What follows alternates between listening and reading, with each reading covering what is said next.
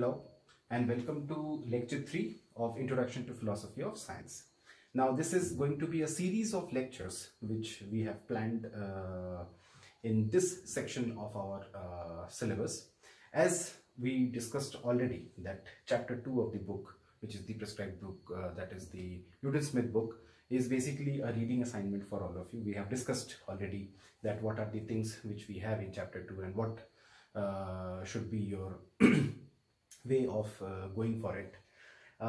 This is more or less chapter 3 which we have planned, and I guess so that there will be around 3 to 4 lectures in this series. So given that understanding, I will introduce very basic terminologies which we will be using in not only philosophy of science but what science as such use in its discourses. So these are certain concepts which we somehow either not fully understand or sometimes misunderstand. So there is a need to first clarify the notions, and then we should also see that what are the kind of problems which we usually feel or face at some juncture or the other.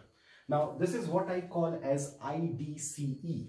IDCE is basically a series of lectures, as I told you, that I hope that we will be finishing off within, say, from 3 to 5 lectures we will be taking on this, and you will find that there are certain interesting things which develop in these areas. Now what is IDCE? I is basically induction. Now many of us have heard this word and many of us do understand this word, especially those students who have taken our course on Introduction to Logic have a very clear idea about what is induction. But still, this word induction can be misleading as well. So we will discuss in length that what is the concept and what are the things which we need to take care of. Then D is basically deduction. Deduction is also a word which we know very well.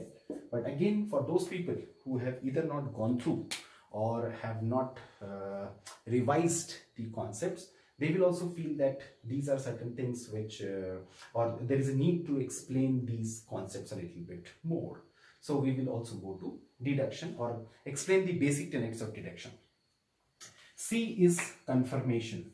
Now, as you all know that sciences have this as a perennial parameter, right? That every science, for that matter, is a science precisely because you can confirm the theory or you can confirm the understanding of it. So, and you can also confirm the data, you can also confirm the kind of results, you can reconfirm them, right? So all these things, you can, the recurrence of the result is something which is a very establishing thing in philosophy of science. So those things we call as confirmation. I will come to each and every topic in detail so we have a better grasp as well as a better understanding of these things. But right now, for the time being, confirmation is usually understood as when we confirm a theory, right? Or when we confirm certain kind of results. Now what that means precisely is something which we will be discussing. Last one, that is called as explanatory inference. Now there are many divisions of these, like induction can be further divided into so many sections. Deduction, I don't think so that you may require to divide it, but yes, definitely some authors can divide it also and have very valid, I will say, divisions to say divide it into many things. Confirmation, definitely we will talk about different types of confirmation. We will also talk about different types of explanatory inferences. We will also talk about a lot of terminologies which in the last century has been developed in order to explain these concepts. So we will take more or less all these concepts. As you can see that in the list, the first word is induction. However, we will start with deduction and then go to induction. And I have divided this lecture into two parts basically. The first part will give you a very basic understanding of deduction, and after that we will go to the understanding of induction and what is basically the problem of induction.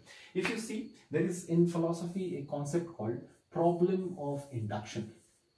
Now, problem of induction is a perennial problem in philosophy, and it is not only in philosophy of science. In fact, this is a very new way of studying philosophy.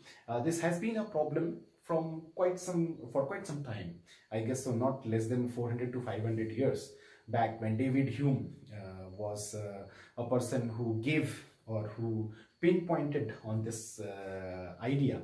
In fact, this idea was there even before, but he is credited with the understanding that he was the person who pinpointed this problem. So this became a topic of discussion in the philosophy, say, fraternity, that what is this problem of induction, or how can we deal with the problem of induction, and so on. So we will discuss that in the second part of the lecture, and also will understand induction in a better way. But right now, for the time being, let us try to first understand deduction understanding, or the understanding of deduction, and then we will slowly move to induction.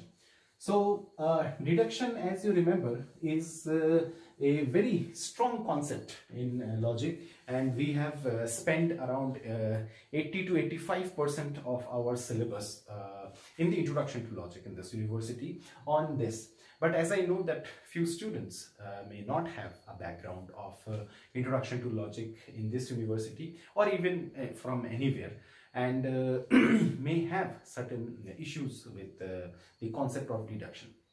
Similarly, also a few students, even after going through the course, may have a little bit of problem, and there is no problem with that. We can always restudy and revise these concepts a little bit more. Now, what is deduction? If you remember, in the very in the introductory lectures of Introduction to Logic, also we used to discuss this, that the notion of deduction and the problems which are associated with deduction, right? So let me revise that concept a little bit. Now, what is deduction? Deduction usually is like, suppose if I have an observation, let me name it as observation 1. Then I have a similar observation like observation 2 and more up to observations n, right? So I, from these observations, come out with this theory, right? So deduction, this is one way of observing certain things. Fine. Now, once this theory, now this is something which is going to be a part of induction. We will talk about it a little bit later. Suppose we have a theory and somebody or something is a substitution instance of it. So we apply this theory on this. This is basically the deduction. Or in simple words, if you have a universal principle and you apply it to a particular individual, because that particular individual is a member who should or who must or who is a member of that universal principle, right? So that is something which we understand as deduction. So deduction normally, or in simple words, will be like, it is a movement from universal to particular. But this is not the right understanding. It's also something which we have discussed, but it serves a purpose, that you understand that if something is true for all the cases, then it is true for one of the instances of that case, right? Let us take an example for that. Like, suppose if all swans are white, fine? So we have one proposition as one swans are white. Now this is one proposition, and suppose X is a swan. Then it is so easy for most of us to understand that then X is white. right? Now, this understanding or these kind of examples were the basic examples which used to be taken for deduction or the understanding of deduction. So people usually thought that deduction is like movement from universal to particular, because if you see that this is a very universal kind of understanding or a very universal you will say a declarative sentence. This is basically a statement which is also universal by nature. In deductive logic it will be called as a universal affirmative proposition. So given that understanding, you know that this is a universal, say, declaration, and this is a particular instance of this universal declaration. So given these two things, we can very easily come out with that if all swans are white and X is a swan, then X is white. Now this was basically the understanding of deduction, right? Now vis-a-vis, if you see the notion of induction, what happened in the notion of induction? There was an observation, as I was giving an example in the first part of this lecture. There is an observation 1, there is an observation 2, there is an observation 3, and up to we have observations n. So from this, and since it's a finite number, it's a finite number because we cannot go on to observe everything on this earth, right? Or we cannot go on to observe each and every case across time and can come out with a theory. There is a finite set of observations, and from that we try to derive a universal principle. So you derive a universal principle like OI. Fine. So you have derived a universal principle. So this universal principle that I have derived from a finite set of observations is usually understood as one way of inductive generalizations, or like a generalized principle. So induction was used as a generalization, or induction was sometimes synonymously used as generalization. So what this induction used to mean, that if I have few individual observations about something, like I have never seen a swan which is not white in color, right? Or in fact, I have always seen a swan which is white in color. So wherever I go or wherever people go, they find swans, they are white in color. So whether they have seen 10 of these swans or 15 swans or 500 or 5,000 or 5 million, all of them were turned out to be white. And therefore, there has been a generalized theory that if it is a swan, then it is going to be white, irrespective of the fact that you have not gone through all the cases. So that is the kind of understanding of induction. So induction was understood as a principle where we generalize. So we go from a particular case, like some particular case, to a universal understanding. This was the understanding of induction. On the other hand, if you go from a universal principle to a particular principle, this was the understanding of deduction. Now this was a very basic understanding, and it was not actually the principle with which the concept of induction or deduction should be used. In the 19th and 20th century, these concepts have been revised very aptly by a lot of logicians, and the revised understanding is something like this. The revised understanding does not talk about universals and particulars, may not also talk about the movement from universal to particular and so on. In fact, if you read old books on logic, you will find what I said or what I discussed in last few minutes. You will find these things line by line. But this is not the understanding, as I told you, as per the basic, as per what we understand these days as induction and deduction. So what is this induction and deduction? If you see, deduction provides conclusive grounds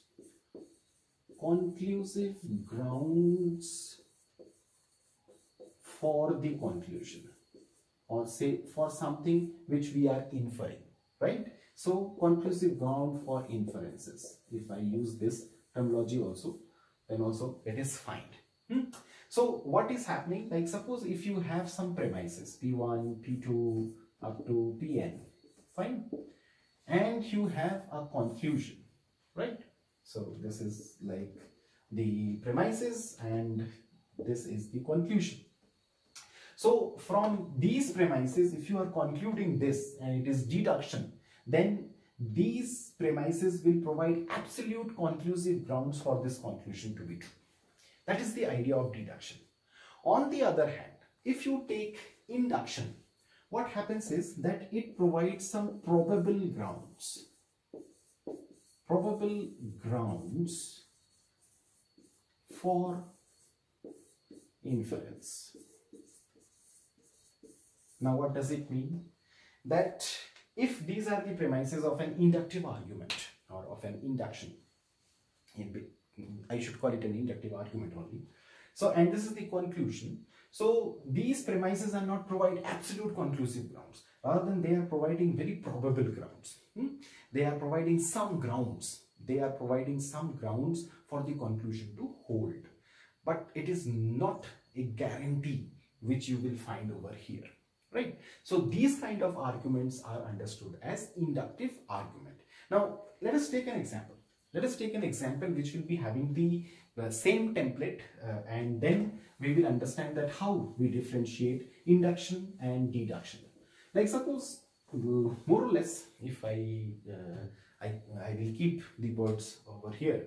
So like suppose if we know that all, or say I will keep this example, all swans are white. This is the example which I used a few minutes back, and X is a swan, therefore X is white is an argument. This is one argument, and we have another argument, most birds can fly. Say Y is a bird, therefore Y can fly.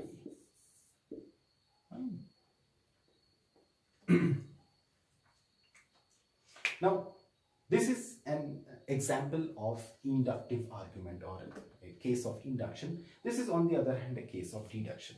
Now how they are different, you can very easily see that here it is all, here it is most, so they are different. Not exactly. Let us first try to understand. All swans are white, like if this is the case, if this is a true statement, all swans are white, and X is a swan, both are true statements. Suppose, I do not know whether all swans are white is a true statement. Maybe someday we will, or I do not know even that today is it a true statement, but suppose if it is a true statement. And if it is a true statement, you can always falsify it, right? At some point of the time when you will find that, oh, there is a black swan, oh, there is a red swan, and so on. But for the time being, if we accept that this is a true statement, that all swans in this world are white, all swans who were there in this world are white, and all swans who will be there also will be white. Suppose like that. And X is a swan. So there is a guarantee. These premises provide absolute conclusive ground for this statement to be true as well, which is also the conclusion of that argument. If you come to this example, that is all birds can fly, right? Oh, sorry, most birds can fly, I'm sorry. Now, this is the first statement and it is a true statement, right? Because we know that most birds can fly, and we are also not claiming that all birds can fly. And Y is a bird, right? So Y can fly is not having that absolute conclusive ground over here. Why? Because Y can belong to the category of those birds which do not fly. Like Y can be a penguin, can be a kiwi, can be a ostrich, and I do not know more birds which do not fly, but there are at least three these kind of birds which do not fly, right? So given that understanding, I cannot be absolutely sure about this conclusion. Why? because even if y is a bird and most birds can fly, still I'm not absolutely sure that y can fly, because I do not know y is what kind of bird. Whether it's a sparrow or whether it is a kiwi was not known to me. There are many types of swans in this world. Does not matter. If X is a swan, then X has to be white if all the swans are white. This understanding is very clear that these two premises provide absolute conclusive ground for this conclusion to be true. However, when these two statements come, right? So when these two statements come, this statement, irrespective of the fact that it is a very, very meaningful statement or very meaningful conclusion, you cannot have the guarantee that taking these two statements together, you can come out with this conclusion with absolute guarantee, because there is no absolute conclusive grounds over here. However, it has very high probability, right? Because if most of the birds can fly, so there is a high probability that y may belong to that category. Like if I draw a diagram like this of all the birds, then there will be very few birds which cannot fly, right? Because rest of them will be flying objects, right? So the probability of y in this part is more than on this part, but still it's a probability, right? So this needs to be understood, that induction provides some grounds, some probable grounds for the conclusion to be true, whereas in deduction it will provide absolute conclusive grounds.